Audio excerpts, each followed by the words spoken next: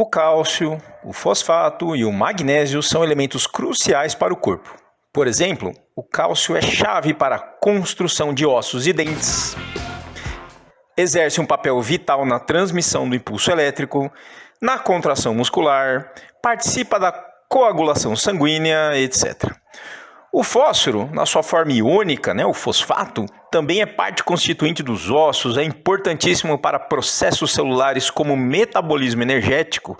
Afinal, qual que é a matéria-prima do ATP? Justamente o fosfato. Participa da membrana plasmática, constitui os lipídios da membrana, os fosfolipídios e o DNA, os ácidos nucleicos. E muitas outras coisas. O magnésio, por sua vez, também participa da formação de ossos, participa da excitabilidade neuromuscular, da biologia das proteínas, etc. Agora, o desbalanço dos níveis deles leva a uma série de complicações. Assim, a regulação desses elementos é crucial e os rins exercem um papel crítico na regulação dos níveis extracelulares desses íons. O manejo corporal do cálcio, do fosfato e do magnésio depende do intestino, dos ossos, de hormônios, na maioria das vezes, e dos rins. A concentração extracelular dessas moléculas é regulada de modo a ser mantida em limites estreitos, sem maiores flutuações, pois flutuações demasiadas para cima ou para baixo dos limites homeostáticos acarretem problemas. Bom, para tal regulação acontecer, temos um balanço dinâmico que envolve a absorção intestinal, a troca dessas substâncias entre o sangue e os ossos e entre o sangue e outros tecidos, como os músculos. Além disso, temos também o transporte renal e a excreção dessas moléculas. Esses elementos, essas moléculas, se encontram no líquido extracelular na forma de íons ligados a proteínas ou ligados a outras moléculas. No caso do cálcio e do magnésio, ligado a ânions. No caso do fosfato, ligado a cátions. Por sinal, vale a pena a gente dizer aqui que o cálcio e o magnésio se ligam frequentemente ao fosfato, e isso tem implicações importantes, mas menciono isso em outro momento. Bom, voltando aqui, o controle renal, temos que reforçar, recai principalmente nos níveis desses elementos que se encontram livres no líquido extracelular, na forma iônica. Muito bem. Visto isso, a lógica básica do processo que associa as funções às estruturas é a seguinte. Primeiro, adquirimos esses elementos na alimentação. Uma parte é absorvida e o restante é eliminado nas fezes. Soma-se a essa parte eliminada nas fezes aquela que veio de dentro do corpo, e está nas secreções do trato gastrointestinal. Em segundo lugar, uma vez absorvidas pelo intestino, essas substâncias adentram a corrente sanguínea. Na corrente sanguínea, vemos um fluxo de entrada e saída em tecidos do corpo, com destaque para os ossos. Por fim, o excedente deve ser eliminado pelos rins. Quando isso acontece de maneira plena, mantemos o equilíbrio homeostático dessas moléculas, ou seja, mantemos elas em concentrações que permitem o funcionamento normal das células.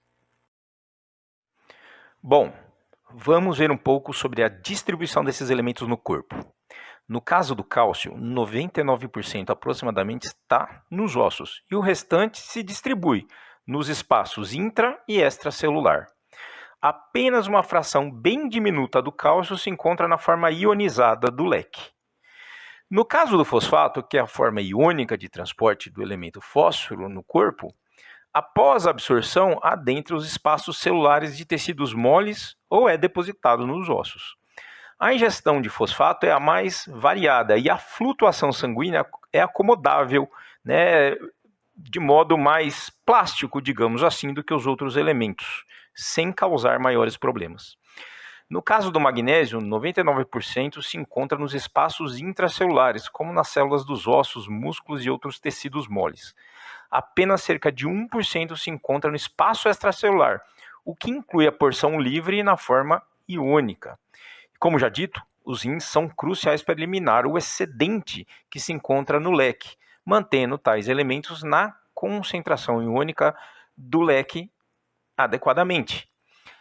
A menos, né, que se deva conservar o máximo possível desses elementos, pois o organismo se encontra em déficit em relação a eles. Então, nesse caso de ter que conservar o material no corpo, o elemento no corpo, o rim atua no sentido de reabsorver o máximo possível, causando o quê? O que eu falei, a conservação dessas moléculas no corpo. Coloco valores deles aí para vocês, tendo como base o ser humano, né? São valores para o ser humano, mas o valor não importa muito, mas a lógica em si. Coloquei aí para a gente ter só um referencial numérico para vocês verem o que representa essa pequena fração iônica, né, que se encontra no líquido extracelular. Muito bem. Quando o sangue carregando as moléculas adentra o glomérulo, a porção iônica do cálcio, do fosfato e do magnésio é livremente filtrada. A porção ligada a proteínas plasmáticas, por exemplo, não é. Isso significa que o ultrafiltrado formado possui a mesma concentração desses elementos quando comparamos com a concentração deles observada no plasma, tá? Obviamente falando aqui da porção iônica, que é a porção livremente filtrada. Bom, o ultrafiltrado formado ao adentrar o túbulo será transformado até virar urina. E nessa viagem do ultrafiltrado, o cálcio, o fosfato e o magnésio serão manejados, ou em outras palavras, sofrerão seus transportes renais, né? Se preferir essa outra terminologia, está valendo, mas são a mesma coisa. A maior parte do cálcio sofre reabsorção no túbulo proximal, em média algo em torno de 65% da carga filtrada de cálcio, tá? Algo em torno aí de 60% a 70%, na média 65%. Vemos mais 25% aproximadamente da carga filtrada de cálcio sendo reabsorvida potencialmente no segmento espesso ascendente da alça de Henle e aproximadamente 10% no túbulo distal, túbulo contorcido distal. Uma porção menor restante pode sofrer uma reabsorção adicional nos ductos coletores. Temos algumas evidências disso. Bom, em relação ao fosfato. O fosfato, por sua vez, sofre reabsorção potencial de 85% da carga filtrada já no túbulo proximal e 10% no segmento espesso ascendente da alça de Henle, com evidências também de um pouco de reabsorção potencial do fosfato no túbulo contorcido distal e nos ductos coletores. O magnésio, por sua vez, apresenta um perfil de transporte um pouco diferente, né, em relação ao fosfato e em relação ao cálcio. Então, enquanto o túbulo proximal transporta de fato o magnésio, no caso, reabsorve potencialmente algo em torno de 10 a 20% da carga filtrada de magnésio. A maioria do magnésio é manejada justamente aonde? No segmento espesso ascendente da alça de Henle. Então, o segmento espesso ascendente da alça de Henle é o efetor-chave aí no néfron em relação ao magnésio. E nós vemos nessa porção uma reabsorção potencial da ordem de 70% da carga filtrada de magnésio. Ainda vemos mais 10% de reabsorção no túbulo contorcido distal também.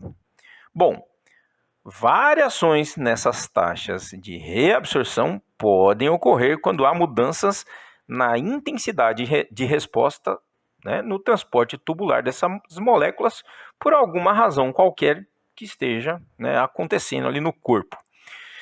E essa flutuação de resposta que leva a intensidades diferentes de reabsorções ou não, ocorre muitas vezes pela ação de hormônios ou por simplesmente atingir a capacidade máxima de transporte.